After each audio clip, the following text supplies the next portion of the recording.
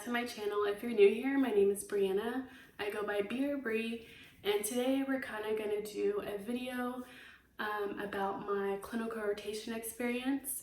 So I participated in clinical rotations this past summer, and I had phlebotomy, coagulation, urinalysis, hematology, and I'm kind of just going to give my opinion about my experience in the hospital. So let's get on with the video. Okay, so I'm going to start off first with phlebotomy since that portion is not necessarily tailored to the laboratory.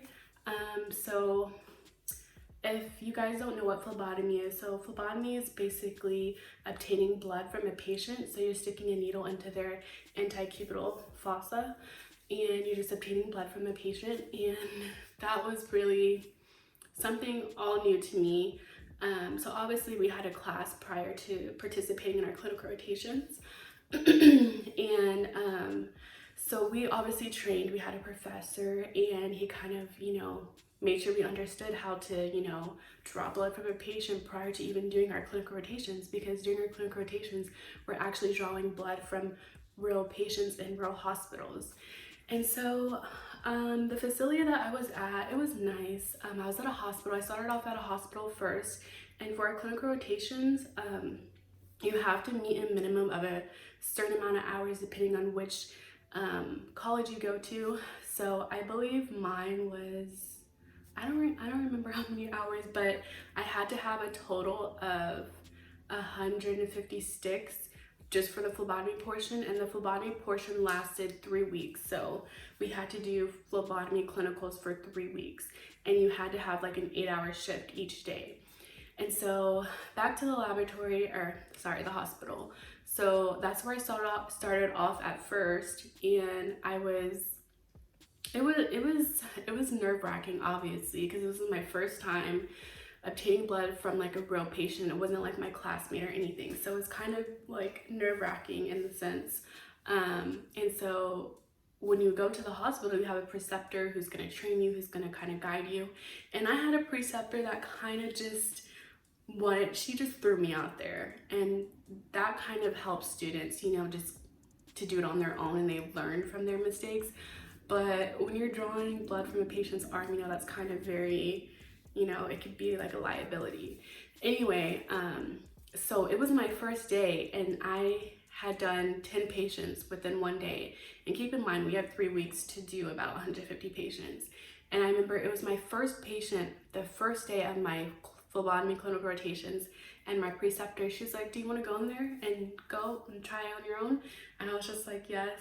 And I did it, and I succeeded. And typically the hospital that where I was at, it was a lot of elderly patients. And if you know about, veins and stuff, elderly patients, their veins roll. It's hard to feel for them. They're very small. And so that was a good opportunity for me to start off with elderly, because it kind of was like, if I could do elderly patients, I could do, regular healthy patients. And so after the hospital, I was there for about a week. After that, I went to a doctor's office. It was obviously smaller, and that was tailored to outpatient. So it would be patients who would come into the doctor's office, get their blood drawn, so the doctor could know what's going on with their patient's blood and everything. And for me, I personally like that better than inpatient, because inpatient, patients are obviously in the hospital, so they obviously have something going on inside their body. Whereas outpatient, it's a healthy patient. They're just coming in, well, typically healthy. When I was there, I enjoyed it. I really liked it. I would just have the, requisition form, and I would call the patient back and be like, blah, blah, blah, whatever their name is, Becky Elson, and then I would just call her back there, and I would ask her if she was fasting, and then I would just, I would make sure to observe if they were nervous, if they were hesitant, or, because a lot of people don't like their blood drawn, especially males. So I really enjoyed the outpatient more so than the inpatient, obviously, because literally I could just see the patient's arm and I'd be like, okay, they have a really good vein, I know where to go. Whereas in the inpatient in the hospital, you had to do their hand veins, you had to look around for like 2-3 minutes, but I'm glad I started off there first rather than the doctor's office. But if I had to choose my opinion, I obviously would rather do outpatient. And I just really liked the interactions that I had with the patient. Even though it was like 5 minutes or less, I'd be like, oh, are you fasting today? And they'd be like, oh no, I'm so hungry, I want Mexican food. And I would have my scrubs on, like my school uniform on. And they would be like, oh, you're a student, da da da da. And so we would kind of just have like a little conversation. I'd be like, yeah, I'm going to school to become a laboratory scientist. And da da da. I'm like, oh, my daughter, she went to school at where you're going to school at. And it's just like the little interactions that I have with the patients. I really enjoyed that. So if any of you guys are actually about to participate in phlebotomy rotations, I would not be scared because you're gonna get the hang of it. And obviously you're gonna be nervous, but I mean, in the end, I was really nervous and I was like, I do not want to do this. I don't ever want to do this. And then in the end, I ended up getting a position and I was working as a CLA. So, you know, you never know what's going to happen. Okay, so now on to the laboratory portion. So like I said, I did hematology, urinalysis, coagulation, and, well, phlebotomy. I just talked about phlebotomy. So this was particularly tailored to the laboratory. So I was in the lab with laboratory scientists, techs, the pathologists, the histotechs.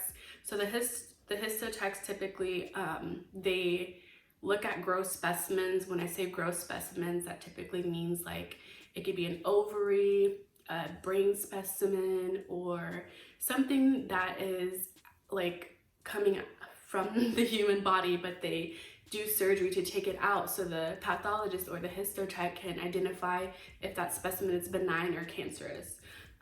So that's what they do. And the pathologists, they're the doctors in the laboratory and they identify the same thing, benign or cancerous cells, or basically it's typically like leukemia, like in the blood, or lymphoma or stuff like that. And so let's talk about hematology. So me personally, I really liked hematology and urinalysis. Coag was kind of just like, you know, whatever. It has to do with like clotting factors, bleeding disorders, and coagulation factors. If the patient has factor 8, 13, if they have a deficiency in that, then they have a bleeding disorder. And whereas urinalysis had to do with renal disorders, glomerular nephritis, nephrotic syndrome, hematology had to do with a lot of the anemias, blood disorders within the red blood cells, white blood cells, and you could have leukemia as well. So I would say I like my preceptors. They were nice. And it's like when you start, you're like, I don't know what they think of me. Like, do they like me? Am I getting on their nerves?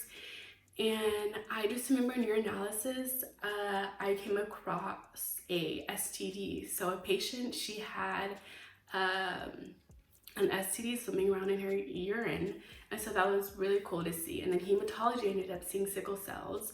So there was a sickle cell patient, and typically sickle cell patients, you see it most often in like African Americans, but it was just a really good experience. And they obviously wanted to kind of test you and see like what you knew, what you didn't know. So those of you who are going down the laboratory track or whatever, if you're in the laboratory and you're working as a tech or a scientist, you have to do these CAP surveys, you know, to make sure you're competent and you understand, you know, what you're seeing under the microscope, or be able to identify cells or interpret patient results to distinguish if it's abnormal or normal. So I had done 2 CAP surveys and I got 100 on both of them. So the first one that I did was a hematology CAP survey, and the other one was a urinalysis CAP survey. And there was this one crystal that the scientists could not identify, and they were looking at my CAP survey and they're like, oh, she put tyrosine crystal, and the scientists, they put bilirubin crystal. And typically tyrosine and bilirubin is seen in like liver failure patients. And they're like, let me look this up, what is it? And they looked it up and like, oh, the student is right, oh, go with the student. And so I was just like, yeah, I did that. But yeah, it was just a really good experience. And I have another rotation coming up this summer, and I'm excited about that because the reason why I changed my degree to laboratory science was because of microbiology. Those of you who do not know, I was Previously, I changed my major twice. I was doing radiology previously, and then I did nursing.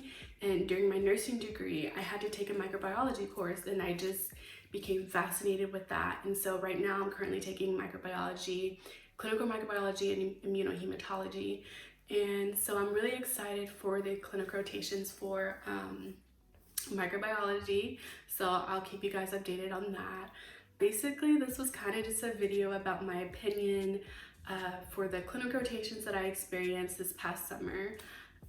So maybe this will give you guys a little insight of what you guys may expect if you guys are about to participate in the same rotations as I am or that I did. But keep in mind that each school is different and things may be different for you. But I hope you guys liked the video. If you did, please don't forget to like, comment, and subscribe.